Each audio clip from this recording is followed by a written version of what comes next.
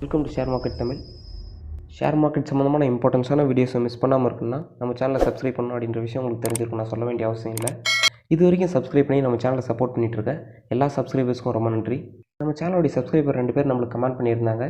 அவங்களுக்காக தான் இந்த வீடியோ ஷூட் பண்ணுறோம். இதை கேட்டதுமே அந்த கமெண்ட் பண்ண 2 பேருக்காக தான் இந்த வீடியோ அப்படின்னு சொல்லிட்டு நீங்கள் ஸ்கிப் பண்ணிட்டு போயிடாதீங்க.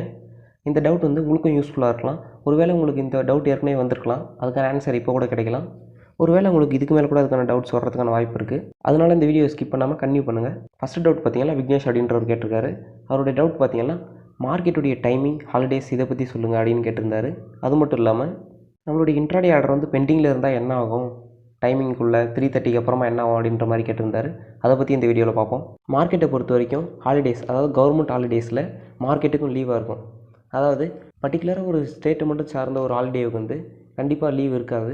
அதாவது இந்தியா லெவலில் எந்த ஃபெஸ்டிவல் ஃபேமஸாக இருக்கோ அதுக்காக கவர்மெண்ட் அலாட் பண்ணியிருக்க ஹாலிடேஸில் மட்டும்தான் லீவாக இருக்கும். அந்த டைமில் வந்து மார்க்கெட்டுக்கும் ஹாலிடே தான்.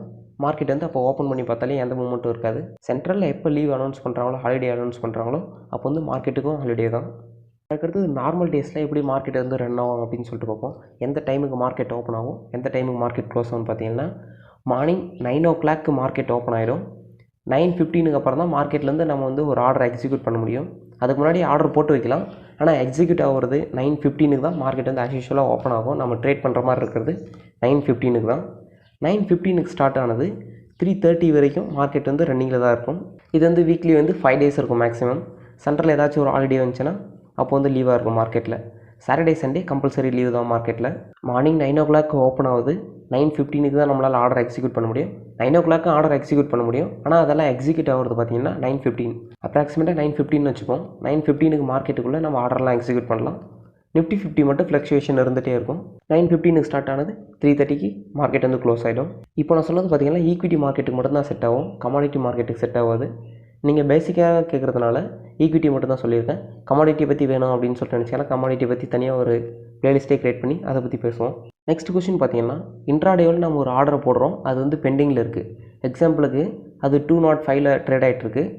நாம் வந்து 200க்கு வந்தால் பை பண்ணலாம் அப்படின்னு சொல்லிட்டு ஒரு ஆர்டரை எக்ஸிக்யூட் பண்ணி வச்சுருக்கோம்.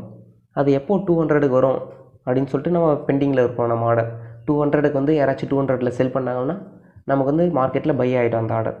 இப்போது 200ல் செல் பண்ணுறதுக்கு பயஸே இல்லை. மார்க்கெட் வந்து 205ல் இருந்து அதுக்கு மேலேயே தான் ட்ரேட் ஆகிட்டுருக்கு.